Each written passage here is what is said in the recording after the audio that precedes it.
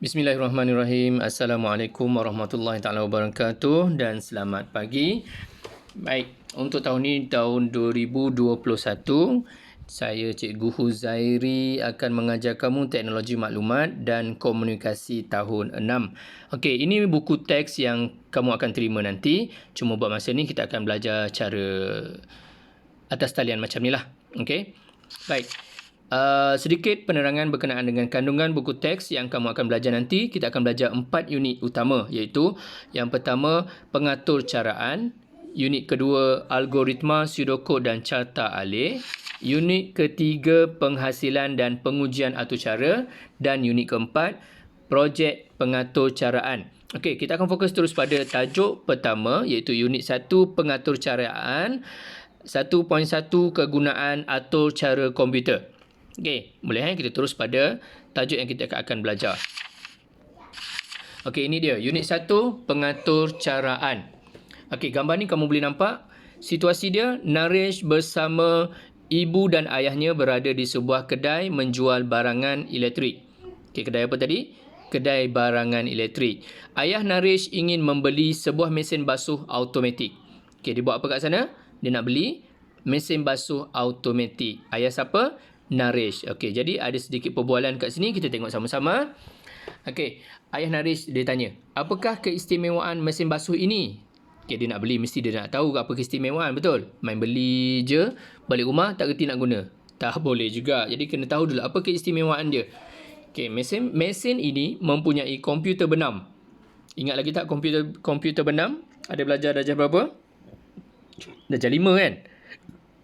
Okey, darjah 5, darjah 4. Ingat balik, apa itu komputer benam? Kemudian, tuan hanya perlu menekan satu butang dan mesin ini akan melaksanakan semua proses basuhan. Senang je, tekan satu butang, dia basuh dung-dang, siap, boleh pakai. Betul ke? Okey, nanti kita tengok sama-sama. Kemudian, yang baju oranye tu nampak tak? Dia tertanya-tanya, timbul persoalan pada dia. Bagaimanakah mesin ini dapat melakukan semuanya? Nampak? Naresh tertanya-tanya. Sampai macam tu ke canggih mesin ni sampai boleh buat semuanya? Boleh buat semua apa tadi? Boleh tekan satu butang, mesin ini akan melaksanakan semua proses basuhan. Maknanya mesin akan basuh, mesin akan bilas, mesin akan kering dan setakat mana kering dia. Okey. Baik, kita tengok. Untuk pecahan tajuk 1.1 kegunaan atur cara komputer. Okey, kegunaan atur cara komputer. Kamu pun dah belajar apa itu atur cara komputer. Okey, jenis-jenis komputer kamu dah belajar semua. Okey, kita teruskan. Situasi ni, tahukah kamu bahawa sesetengah perkakasan harian yang terdapat di rumah kamu mempunyai atur cara komputer? Perasan tak? Tak tahu lagi? Okey, nanti kita sambung. Mari kita terokai kegunaan atur cara komputer dalam perkakasan harian yang muncul dalam mimpi Naresh. Okey, dibagi situasi je lah. Nak nampak, nak bagi penerangan pada contoh-contoh barangan elektrik tadi. Dia bagi contoh situasi mimpi Naresh. Naresh mimpi apa? Okey, Naresh mimpi perkakasan elektrik. Okey, kita tengok, kita fokus yang pertama.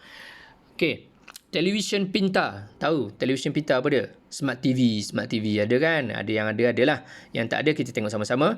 Atur cara komputer yang ada pada saya membolehkan saya mencapai aplikasi internet dan melakukan pelbagai fungsi interaktif.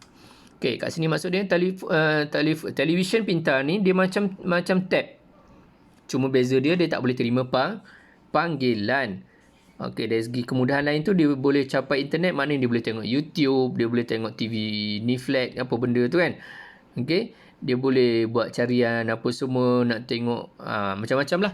Televisyen pintar maknanya dia ada komputer yang menguruskan kerja-kerja dia tu.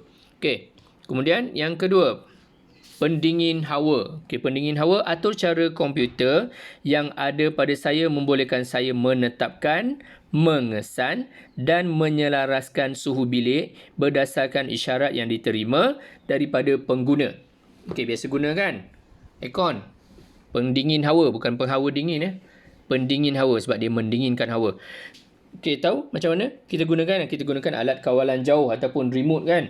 Kita akan tetapkan suhu. Kalau kata auto, maknanya pendingin hawa ni tadi akan tetapkan suhu yang sesuai berdasarkan cuaca waktu tu. Kalau kata bilik tu panas, pendingin hawa ni akan sejukkan setakat yang kita nak. Okey, ataupun kalau sejuk, kita boleh, dia akan panaskan. Ataupun kita boleh buat secara manual. Kita tekan remote alat kawalan jauh, kita tentukan berapa suhu kita nak. Okey, biasa 20, 18. Okey, yang paling sejuk berapa? Tahu.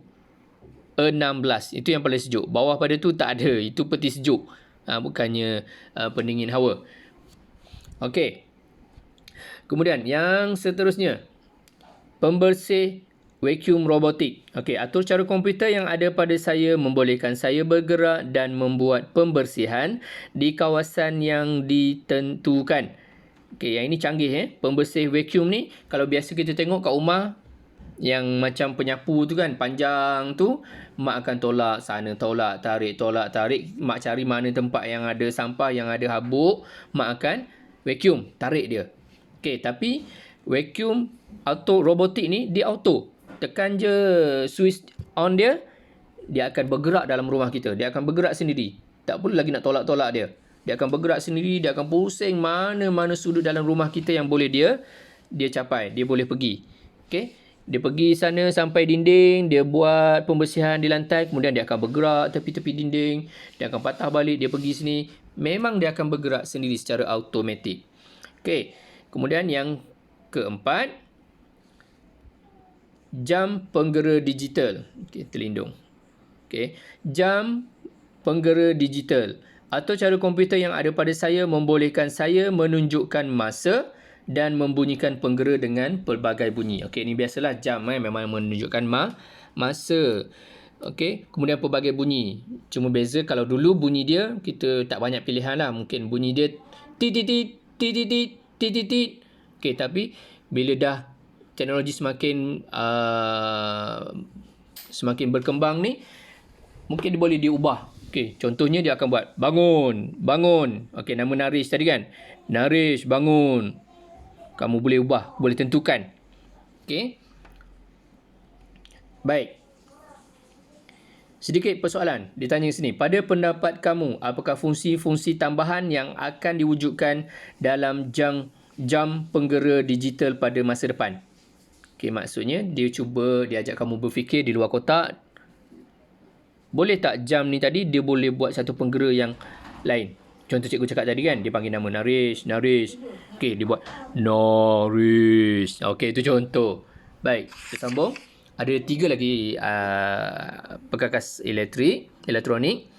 Okey, peti sejuk. Semua kenal peti sejuk. Ada je benda nak buka, nak cari kan. Lebih-lebih lagi kalau bulan puasa. Banyak je benda nak cari dalam peti sejuk tu. Okey. Atau cara komputer yang ada pada saya membolehkan saya menentukan suhu yang sesuai untuk menyimpan makanan. Okey, kita tahu peti sejuk ni memang nak simpan makanan, bukan simpan duit. Okey. Cuma beza dia ada atas dan bawah. Atas tu biasanya untuk sejuk beku. Sejuk beku ni kita nak simpan barang-barang basah. Barang-barang basah tu apa? Contohnya lauk-lauk lah. Ikan, daging, ayam, semua kan. Dia kena simpan dekat atas sebab tempat yang beku melambatkan proses bakteria. Maknanya dia tahan. Dia akan rosak juga, cuma beza dia cepat dengan lambat. Kalau kita simpan kat bawah ayam, ikan tadi, dia sejuk tapi suhu tu tak beku, maknanya cepat rosak. Okey. Seterusnya, mesin basuh elektronik. Okey, ni cerita yang depan tadi. Narish pergi kedai barang elektrik kan. Okey, atau cara komputer yang ada pada saya membolehkan saya mengesan berat muatan, menentukan cara basuhan, tempoh bilasan dan masa putaran. Okey. Ni mesin basuh yang canggih lah. Sebab apa? Sebab mesin basuh biasanya basuh, bilas, kering. Walaupun kering tadi tu, tapi dia tak betul-betul kering. Masih kena jemur ataupun mak ayah kita akan bawa pergi dobi untuk buat pengeringan yang betul-betul kering. Betul? Okey. Tapi mesin basuh ni, dia memang dah tentukan, memang dah dibuat kering terus. Tak perlu lagi pergi dobi. Cuma proses dia agak lama. Kalau mesin basuh biasa tu dalam 1 jam, 2 jam, tapi masih basah, lembap lagi kan. Yang ini 7 jam, 5 jam, 7 jam, tapi terus boleh dipakai. Okey, bergantung pada muatan. Kalau muatan sikit, kita boleh tentukan 1 jam pun dah boleh kering dan boleh dipakai. Okey. Automatik tadi maknanya kita letak baju, Dia dah timbang berapa muatan beratan tu, kemudian dia dah akan tentukan apa cara basuh, cara bilas, berapa putaran, berapa tempoh masa, jenis kain apa. Dia dah ada sistem komputer kat dalam komputer benam tadi nak menentukan cara basuhan dia. Okey, kemudian yang seterusnya yang terakhir, ketuhar gelombang mikro. Atau cara komputer yang ada pada saya membolehkan saya melakukan pelbagai cara memasak. Okey. Kenal tak benda ni? Dia bukan TV bukan televisyen lama tu. Itu ketuhar gelombang. Ketuhar gelombang ni untuk masak. Biasa masak ayam. Okey, buat ayam panggang kan. Boleh masuk dalam ni. Dia lebih cepat. Okey. Kemudian apa lagi? Nak masak lauk, goreng-goreng. Tu bukannya kuali, bukannya dapur. Tak boleh goreng-goreng. Yang jenis nak panas-panas, nak memanaskan tu sesuai untuk gelombang mikro. Okey. Boleh faham tadi? Ada berapa contoh tadi? 3 kat sini. Yang sebelah tadi ada berapa? 4. Maknanya ada 4 contoh perkakas elektronik. Ada lagi tak? Apa dia? Nampak ni. Yang ini tak dicerita, tapi kita boleh nampak ini. Ini pun ada. Apa ni? Periuk nasi elektrik. Periuk nasi elektrik pun sama.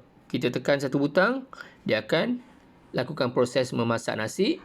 Tiba masa dia siap, keting, kita boleh buka periuk, masuk nasi, boleh dimakan. Okey, maknanya ada juga sistem komputer dalam periuk nasi itu, melibatkan proses pengatur caraan. Okey, kat sini apa lagi yang ada?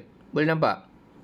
Tak ada. Okey, tak ada Maknanya cikgu bagi sedikit soalan untuk kamu nanti, kamu jawab.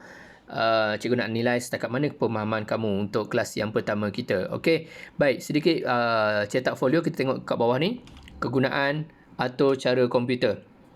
Okey, kita tengok sama-sama sekejap. Kita sama-sama berfikir yang ini Okey. Berdasarkan gambar ikon ni maksudnya simbol.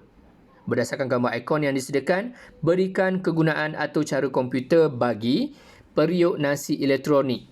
Okey, dia bagi contoh yang pertama tu. Okey, ini Ini ada 3 contoh ikon. Apa yang dimasukkan dengan 3 ikon ni? Cikgu akan tanya kamu dalam soalan nanti. Kemudian yang bawah ni pula. Okey, apa maksud dia? Telefon pintar, bila keluar simbol 3 ikon ni, apa maksud dia? Okey, kamu jawab dalam soalan yang cikgu akan beri lepas ni. Okey, itu saja daripada cikgu. Sekian, terima kasih. Assalamualaikum warahmatullahi taala wabarakatuh.